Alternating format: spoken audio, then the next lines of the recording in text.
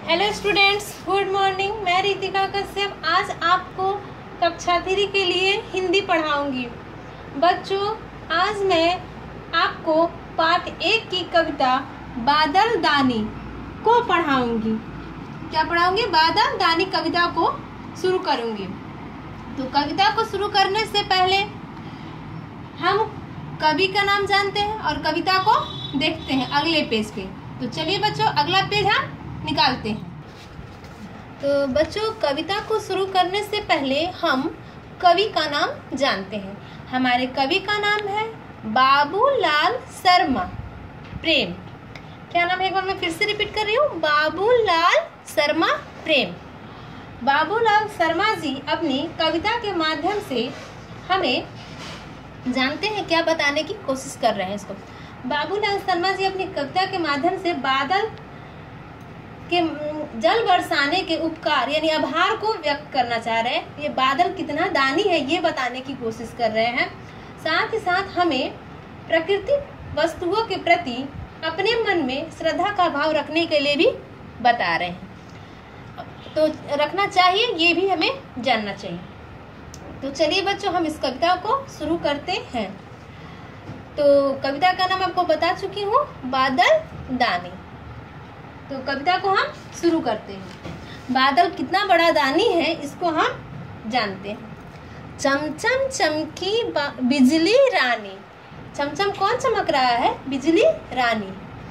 जब बादल छाता है तो बिजली की गड़गड़ाहट जो चमकती है वही बताया जा रहा है कि चमचम चमकी बिजली रानी, उठी गगन में घटा सुहानी। यानी आसमान में बादलों की सुहानी घटा छा गई है। पहले लाइन में है बिजली चमक रही है, बिजली रानी चमक उठी है, और साथ ही साथ बादलों की घटा सुहानी है, वो क्या हुआ है? छाई हुई है, घटा मस्तानी हुई छाई हुई है। अब तीसरी पंक्ति है, लाइन है बादल दानी बादल दानी। बादल तुम कितने बड़े दानी हो, बादल तुम बहुत बड़े दानी हो। खूब झमाझम बरसो पानी। यानी बादल दानी से कहा जा रहा है, बच्चे कह रहे हैं कि तुम खूब झमाझम बारिश कराओ। क्या करो? झमाझम वर्षा। किसकी वर्षा कराओ? पानी की झमाझम वर्षा कराओ। प्यासी चिड़िया प्यासी गया। यानी जो प्यास से भरी हुई चिड़िया हैं उनकी प्यास को तुम बुझाओ, तथा प्यासी गैया है उन्हें तुम क्या करो? उनकी भी प्यास बुझाओ। प्यासी चिड़िया और प्यासी गैया की भी प्यास को बुझाओ। खाली है सब ताल तलैया। यानी तालाब, ताल तलैया का अर्थ होता है तालाब। यहाँ गैया का अर्थ क्या होता है? गाय।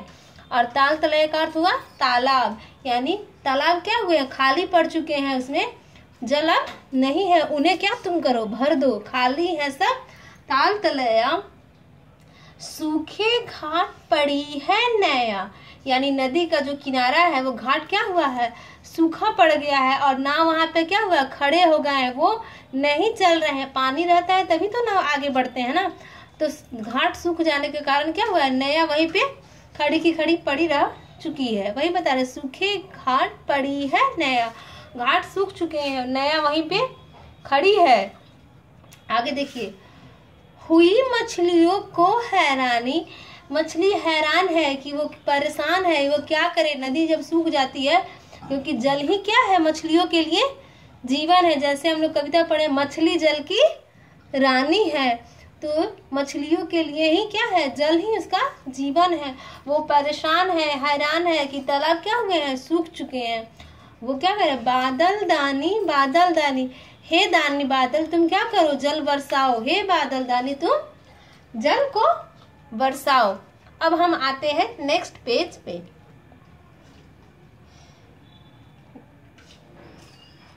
नेक्स्ट पेज है हमारा, सागर भर भर जल लाते। क्या है? सागर भर भर जल लाते। सागर का अर्थ क्या हुआ यहाँ पे? समुद्र।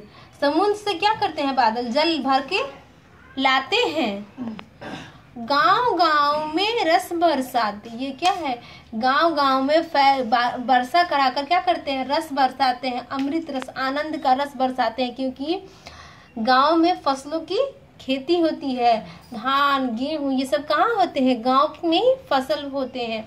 तो क्या करते हैं, ये आनंद का क्या करते हैं, रस बरसाते हैं गांव में। वही बता रहा है, गांव गांव में रस बरसाते, सभी जीवों की प्यास बुझाते। क्या करते हैं, सभी जीवों की वो प्यास को बुझाते हैं। धरती हो जाती है धानी, बादल दानी बादल दानी।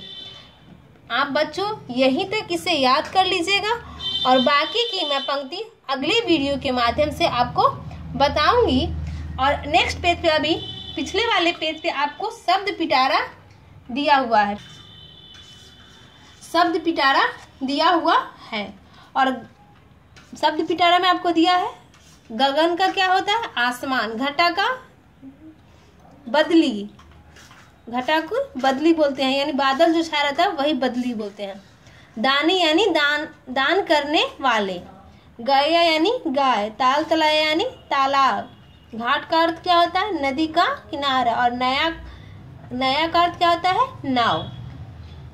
तो देखिए बच्चों, कविता और ये शब्दार्थ आप याद कर लीजिएगा और अगले वीडियो में नेक्स्ट पेज की कविता और शब्दार्थ को पढ़ाऊंगी। तब तक के लिए अपने घर में रहिएगा, सुरक्षित रहिएगा।